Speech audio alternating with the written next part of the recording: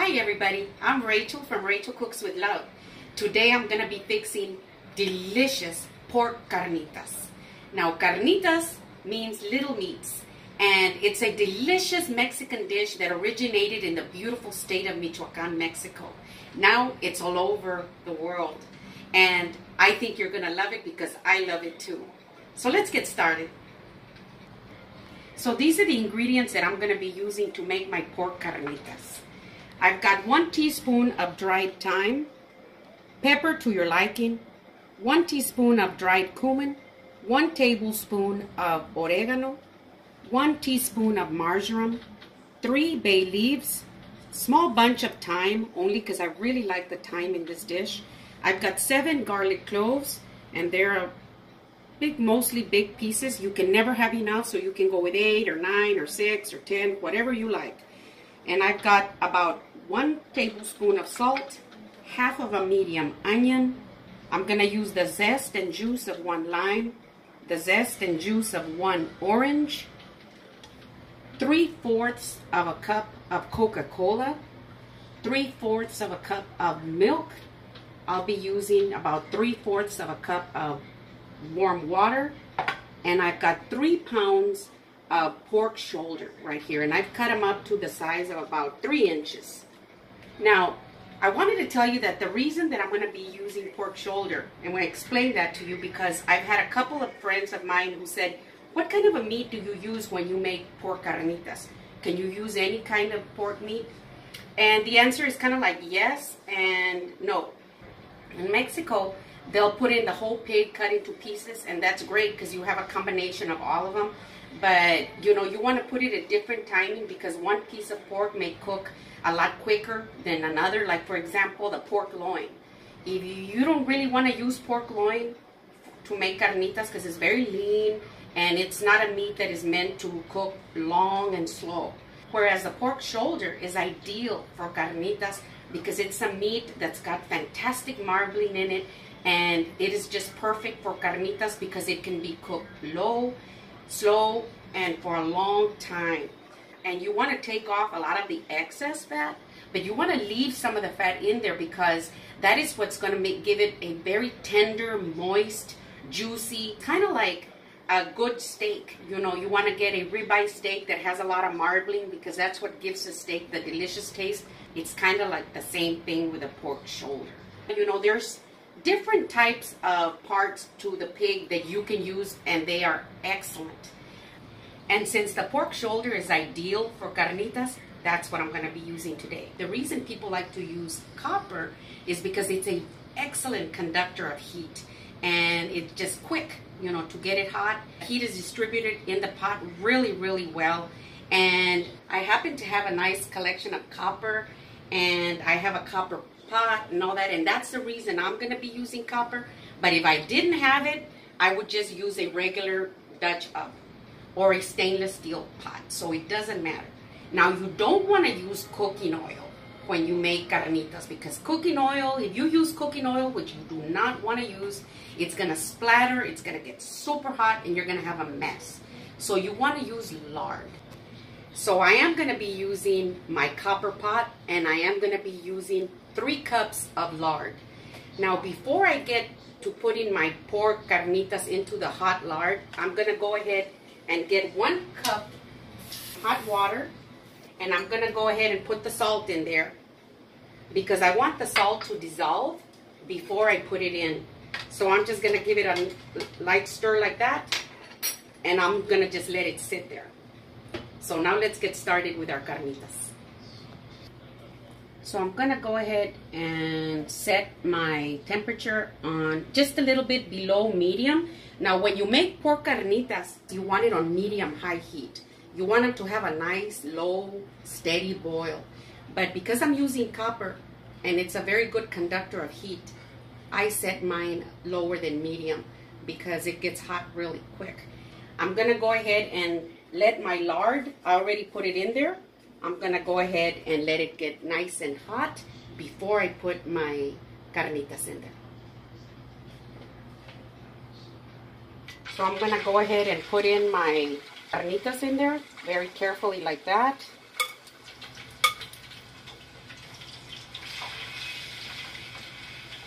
I want to get a nice golden sear on them.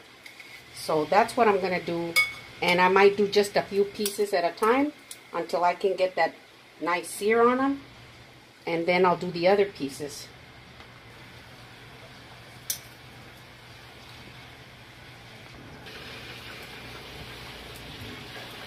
So now that I've got my meat in there and have given each piece some space, I'm going to go ahead and give them that nice golden sear on all sides. But I'll leave them like that for just a little bit before I turn them over to the other side. So you want to have a nice steady boil like that. You don't want it super rolling boil. There's no need for it. But just a nice steady low boil like that. So it's been about 10 minutes. I'm going to go ahead and flip them over to the other side. As you can see, they're starting to get a nice sear. And that's what we want. So I'm going to flip them all to the other side for just a few more minutes. So it's been about 15 or so minutes. As you can see, the bottom of my carnitas have gotten a nice sear. I'm going to go ahead and zest my lime. And I'm going to put all the zest in there.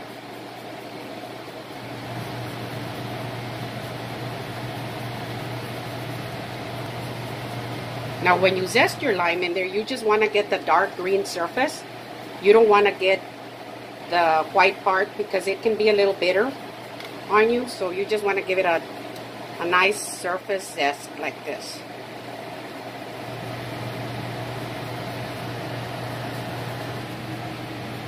Now that I'm done with my zesting, as you can see, I'm going to go ahead and cut my lime in half. And I'm going to go ahead and squeeze it in there. And this one has a very nice amount of juice in it, so that's good.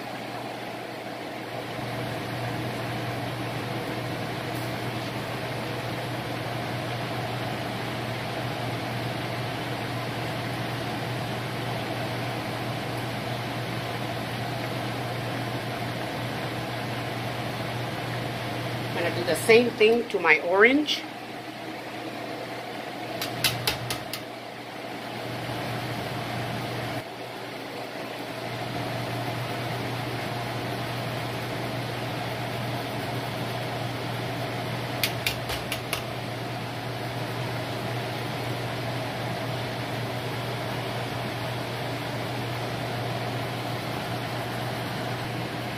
So now that I put a pretty good amount of the zest, I'm going to slice my orange in half. And I hope it has as much juice as it seems to have. Ooh, yes, look at that. So I'm going to go ahead and squeeze my juice in there. I'll go ahead and break it in half like that and put the two pieces in there. Now you can go ahead and put more if you like, but I think I'm only going to have one in there because it's pretty bulky. But I will put the juice of the other piece.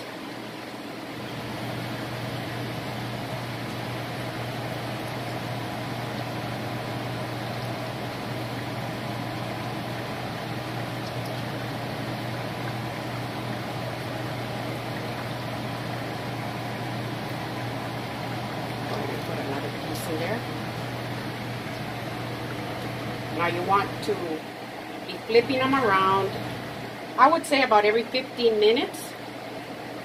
You want to flip them around.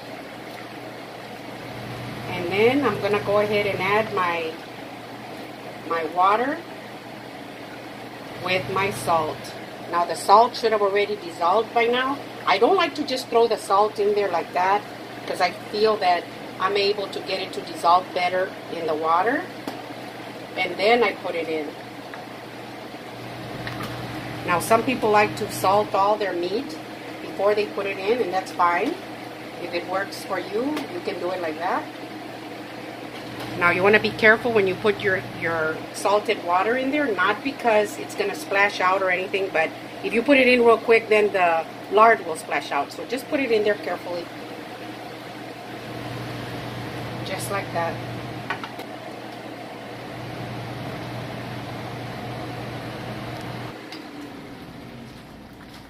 So now that I put in my orange juice and my zest of my lime and my orange, I'm going to make sure everything is in a good place like that. And in a few minutes, I will flip it around again, and I'll continue to do that like every 10 to 15 minutes. Now, after about 45 minutes of having it like that, I'm going to go ahead and add my other ingredients. Now, the reason that I put the water in there is because the carnitas, they're going to be cooking all the way inside with the water and getting them real nice and tender from the inside.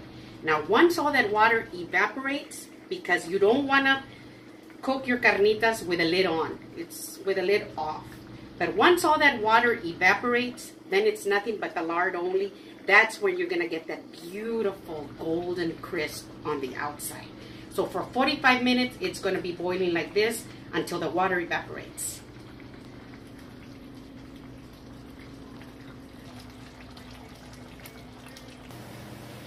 So it's about 45 minutes now. I've got 4 minutes to go. And look at how my carnitas look. Oh, wow. They are beautiful. Just a gorgeous golden brown. And I can tell they're very tender. They don't have that much time to go. So at this time, I'm going to go ahead and add my onion. Just put them in there. They'll start getting soft and going down. And add my onion. I'm going to add my spices. Just like that. Here are my bay leaves. My thyme. My marjoram. I'm going to add the milk. Now, why milk? The reason I'm putting milk is because the milk will really tenderize this meat and make it super soft for the next hour that we've got. I know it's going to look a little weird, but it'll look delicious at the end. As you can see, there's no more steam, and the reason for that is because all the water has already evaporated. Now, the reason I'm putting Coca Cola is because of the sugar in here and the color. This is going to give it a fantastic color, and it's not going to make it sweet, but it's going to give it that fantastic color. It's kind of like when I made my chicken Coca-Cola, my pollo a la Coca-Cola, that I use Coca-Cola because that caramelizes and gives it that beautiful golden color at the end. Now my garlic, I'm going to go ahead and give them just a light smash like that and throw them in there. These will just about dissolve themselves in there, so you don't have to worry about getting them out. I always leave them in there.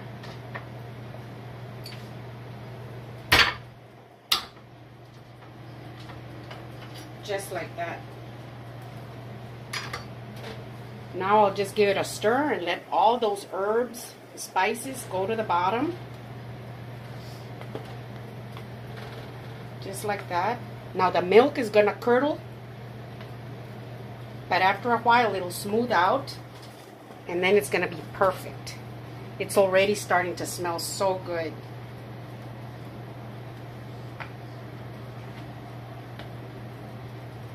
And don't worry about the lard that's in there. You're not gonna eat that or drink it. That's just to cook your carnitas. It's kind of like when you make a turkey during Thanksgiving that you deep fry it. There's a lot of oil in there, but that's just to deep fry the turkey. It's the same thing with the carnitas. So now that I've stirred everything in like that, I'm gonna leave it uncovered for a good 45 minutes to an hour. We'll see. Just like that.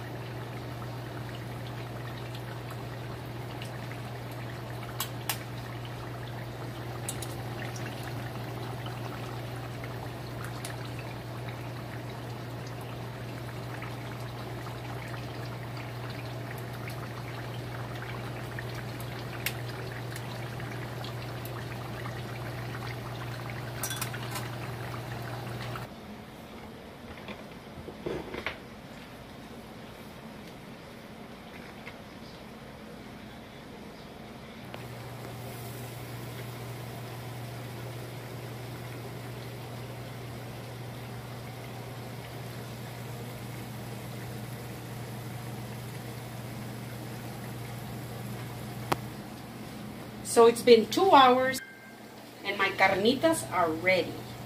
So I'm gonna go ahead and take them out. And I'll put them right here so they could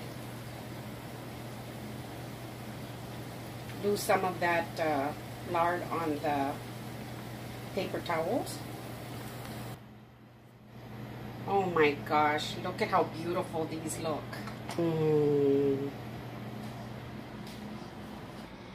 So here are my carnitas. They're very, very hot. So I'm gonna go ahead and let them just rest for just a few minutes before I give them a rough chop. But I just wanted you to see just how tender they are. Look at that. Tender they are. Ooh, they are just literally falling apart. So I'm gonna go ahead and let them rest for just a little bit, and then I'm gonna give them a rough chop. I was telling my Ron, I don't even have to chop them. Look at that. They're just literally just so easy to just slice through like that. Look at that. See?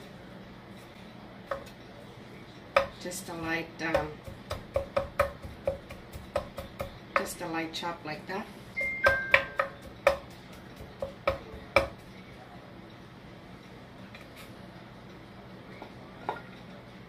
So I'm just going to go ahead and finish up with this chopping, and then we'll go to the next step.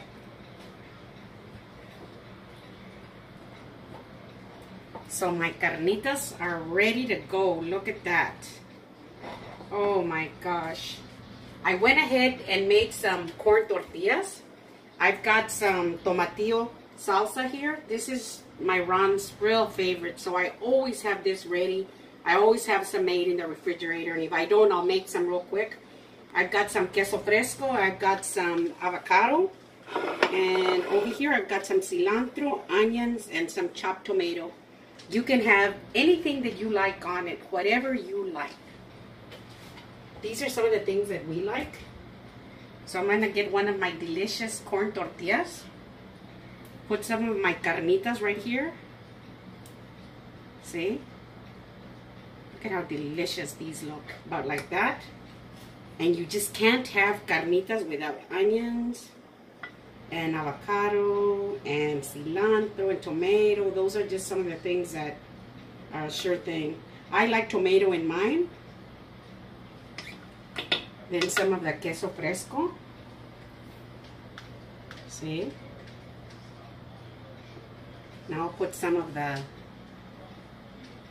tomatillo salsa on top, just like this. And it's a little hot, but not so hot that you can't eat it. Now if you want some avocado, you can put a little slice on it like that. Let me see, here's one.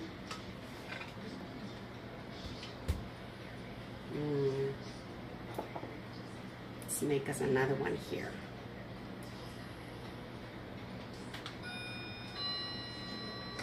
That. Some onions. Oh, I just love onions on carnita tacos. See? Put some queso fresco. And some of the tomatillo sauce on top, just like that. And here they are.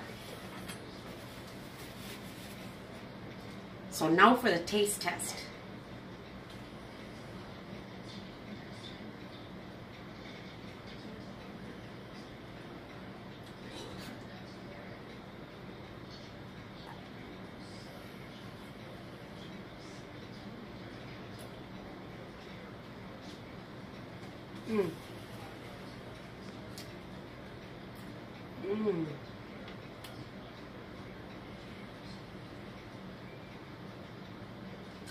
The salsa de tomatillo in here, the taste of the carnitas with the onions and the cilantro and the tomato, the whole thing comes together so perfectly. Oh my gosh.